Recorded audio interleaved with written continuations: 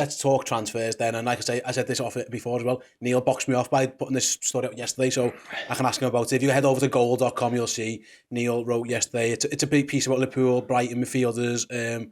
Liverpool want Alexis Mac Allister, but Moises Caicedo was the Brighton midfielder who would really transform Jurgen Klopp's side. I'll speak to that opinion part of it in a second, but I think the thing that people started tweeting me, and I got about 20 messages to ask you about this, from various people. The Discord went wild, including Josh Hall, who, happy birthday to Josh, by the way, it's his birthday today. Is it, yeah? Journo Insight legend. Yeah, happy birthday to Josh.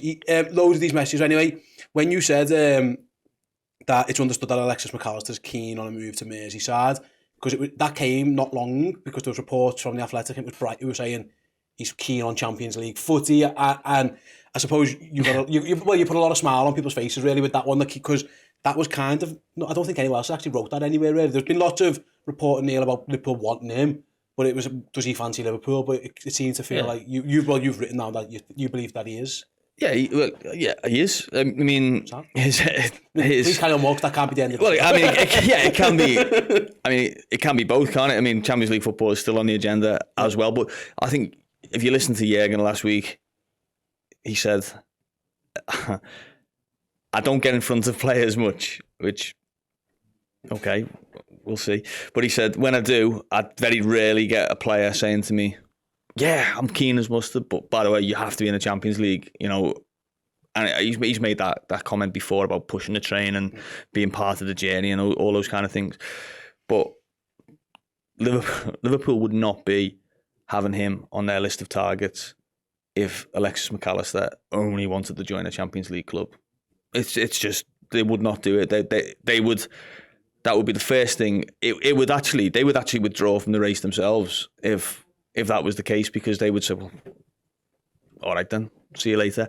That's the way they operate. You know, it would not have got to the stage where, right, we're in the race for him. So, and his father was obviously at a game earlier this season. I think there's obviously, it's not just a desire to play Champions League football, it's a desire to play for a Champions League club. And Liverpool, even if they're not in the Champions League next season, they are a Champions League level club. So that possibility is definitely up there. I think the biggest question is the money, is around, you know, what's he going to cost? There was a story obviously about 70 million at the weekend. I spoke to people at Liverpool who were like, well, it's just not really agreed. You know, that's not really a figure that's sort of been ironed out.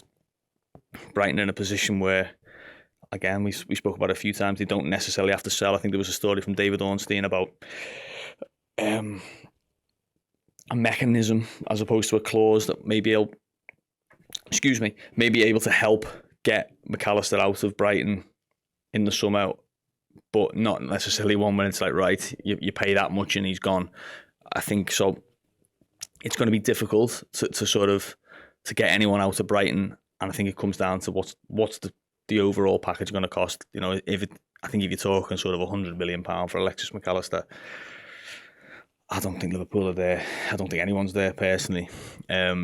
So what can you get him for? You know, is it closer to sort of 60, 65 million? I think Liverpool would be there.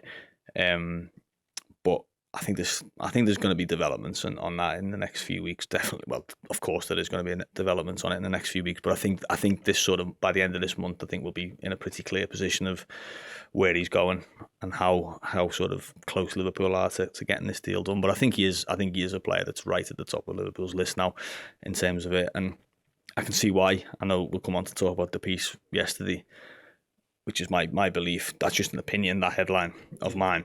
But I can see also why Liverpool would want Mac Allister, because he keeps the ball well, he scores goals, he creates goals, he's set piece excellent. He's a player who's used to winning, and he's a player who's used to having a lot of the ball, a lot of pressure around it, and also used to playing in a team that's sort of on the front foot an awful lot as well. So I think he would be a good fit, definitely. I suppose you also right here, Jurgen Klopp is believed to have received a glowing feedback on his character and training habits from Adam Lallana. Yeah. Obviously, who Jurgen knows well, obviously. First of all, Jurgen's not having those conversations. I mean, there's the red light that they're interested in him. Why is Jurgen phoning Adam Lallana up for or whatever? Yeah, I mean, to be fair, that could that could be incidental conversations in the sense of, I think Jurgen speaks to Adam Lallana a lot, just generally, and that could be just passed on as, this Mac Allister's a great lad, whatever. But yeah, that reference will not go unnoticed. I think that's worth more than a sort of, almost worth more than a scout's report on, he had a good game against Manchester United, or he was brilliant against Arsenal on Sunday. That's the kind of stuff that he wants to know. What's he like in training? I don't know what the feedback necessarily is off Caicedo, potentially. I know he had a little bit of a set two at the club, didn't he, towards the back end, and he was told to stay away. Whether that counts against him in any kind of sort of character reference, possibly not. I mean, Virgil van Dijk had something similar, didn't he? I think at Southampton, where it didn't put Liverpool off signing him. But yeah, I think Jurgen values someone like Lallana who knows the Liverpool character. If Adam Lallana said, he could play in that Liverpool squad, he'd fit in. I think it's worth its weight in gold, isn't it? Yeah. For someone like Liverpool.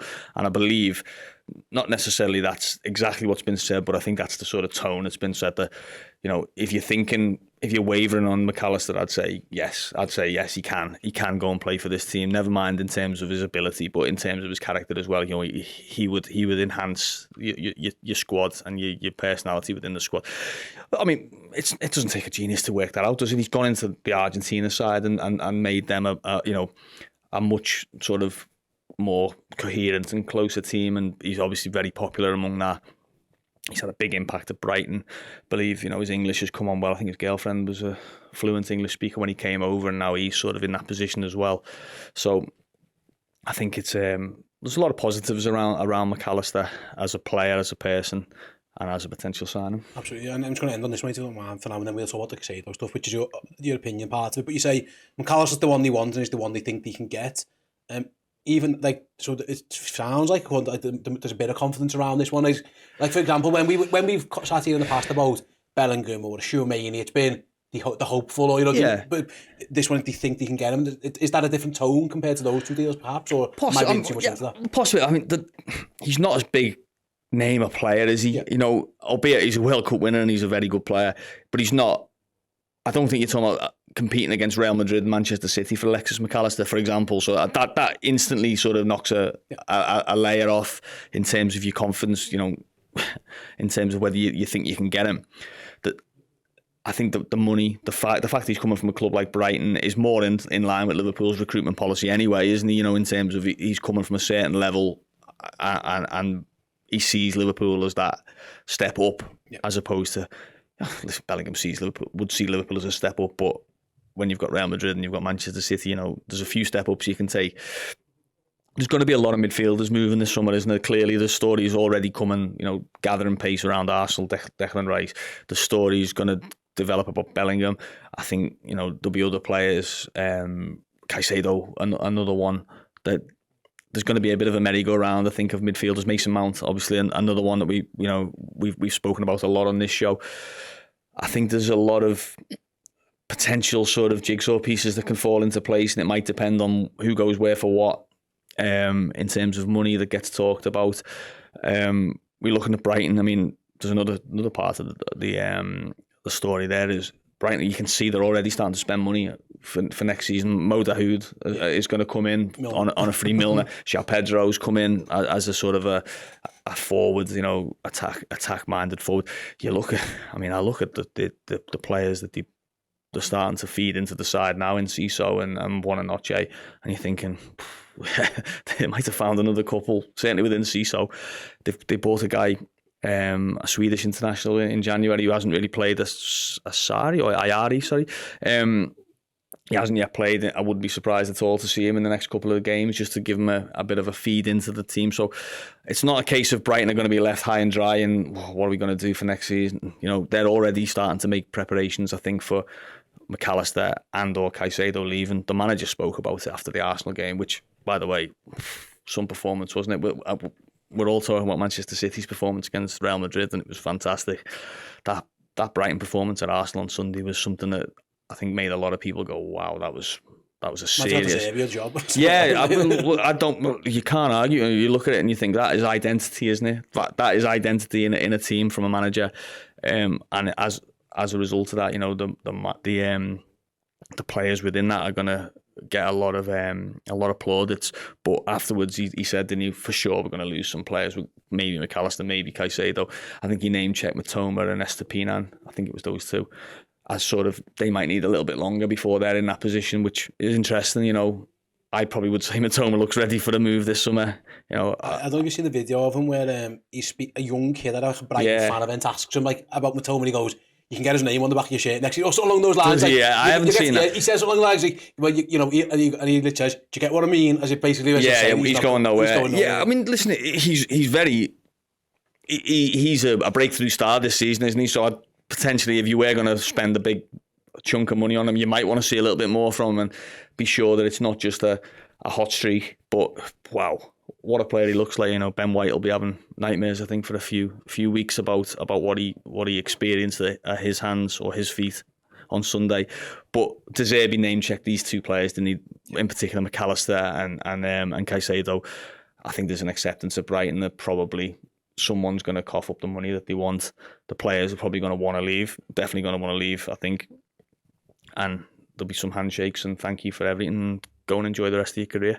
Watch the space on Alexis Mac Allister. It sounds like, I think the general report was he wants to get to the end of the season. He owes Brighton that. They're playing for a lot. They're not out this top four race, and they're very much in the European place race for this Europa League, if not conference thing. So it feels like this one could be one that moves quickly, but it'll wait until the end of the season. Perhaps. Yeah. I mean, I think that's been the general. I think Fabrizio Romano reported that like he wants to get the move done quickly. He wants to get his future decided quickly once the season's over. So, you know, we've got 10 days before the season's over. As I say, I don't think by the end of May we'll be in much doubt as to, at the very least, that he's going to leave Brighton and potentially even as well where he's going to end up. Is it United? I've seen United links for Mac Allister. I think Chelsea as well. I've been linked. Yeah. I mean, Chelsea got a lot of midfield work to do, haven't they? You know, you think of, you've got Kovacic in the last year, you've got Kante as it stands out of contract, you've got Mount, Gallagher, Loftus-Cheek. There's a lot of midfielders at Chelsea who there's a question mark around. There's probably only Enzo Fernandez, isn't it, of the sort of the first team clutch that you say, well, yeah, he's definitely going to be part of Chelsea's midfield next season. I mean, there's a midfielder in the dugout in terms of, we don't know, you know, he's obviously in Frank Lampard that's going to end up sort of away from the club. So there's a lot of change coming at Chelsea. Of course, they're going to be linked with a lot of players. I think Mac Allister was one that was linked in January. Maybe just on the back of the World Cup potentially, but I think they'd certainly see him. I mean, if you had Enzo Fernandez and Alexis Mac Allister, you've got Argentina's midfield, really, haven't you? You know, you're only missing Messi, and he's available, I believe, this summer. So don't give Todd Bowley any ideas. That isn't beyond the realms. Hey everyone, hope you enjoyed that clip from Journo Insight. If you want to check out the entire show, we also spoke about Caicedo, we talked about Lavia, the lads who were leaving, Adrian, loads more. Simply head on over to redmenplus.com. If you've never signed up at redmenplus.com before and you want to check out all the amazing content, if you enter the code YEAR, YEAR, when you sign up as a yearly club captain, you'll get it for half price. So rather than paying 50 quid for the entire year, you'll only pay £25. So yeah, redmenplus.com, yearly club captain, use the promo code YEAR, 25 quid, and check out Journo Insight and all our other amazing content. We'll see you over there. Hey, I hope you enjoyed the show. Did you know that if you become a Club Legend subscriber, that's a yearly Club Legend on redmenplus.com, we will send you 2 instant free merch codes to get yourself some decent clobber from Redmen merch. So it's a no-brainer. Go and do it.